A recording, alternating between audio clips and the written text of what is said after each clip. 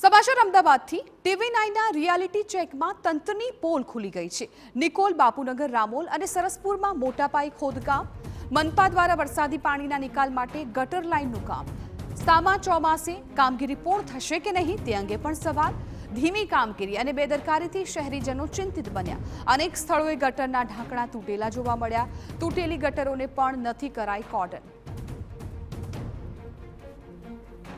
Ahmedabad municipal corporation દ્વારા શહેરમાં અનેક જગ્યાઓ પર પીવાના પાણી, ડ્રેનેજ લાઇન તેમજ સ્ટ્રોમ વોટર લાઇનના કામો ચાલી રહ્યા છે, પરંતુ સૌથી મહત્ત્વની બાબત કે વરસાદ માથા પર છે, એટલે કે ગમે ત્યારે વરસાદ આવી શકે તે પ્રકારની સ્થિતિ જોવા મળી રહી છે। સાથે જ 15 જૂન સુધી તમામ કામ પૂર્ણ કરી દેવામાં આવતા હોય છે। 15 જૂનથી વિધિવત રીતે ચોમાસું બેસી જતું હોય છે અને એટલા માટે જ 1 જૂનથી જ કામગીરી નજીવી સંખ્યામાં ચાલતી હોય તે પ્રકારના દ્રશ્યો રહેતા હોય છે, પરંતુ જે રીતે નિકોલ વિસ્તારના આ દ્રશ્યો છે, જે રીતે ખોદકામ કરવામાં આવી રહ્યા છે તેને જોતાં લાગી રહ્યું છે કે જો કમોસમી વરસાદ આવે તો આખરે અહીં વસતા લોકો અને સ્થાનિકોની હાલત કયા પ્રકારની થાય તે સૌથી મહત્ત્વની બાબત છે। ન માત્ર નિકોલ પરંતુ શહેરમાં અનેક જગ્યાઓ પર આ જ પ્રકારની સ્થિતિ છે, જેના કારણે આખરે પ્રી મોન્સૂનની કામગીરી થાય છે તો કયા પ્રકારની થાય છે તે જોવાની બાબત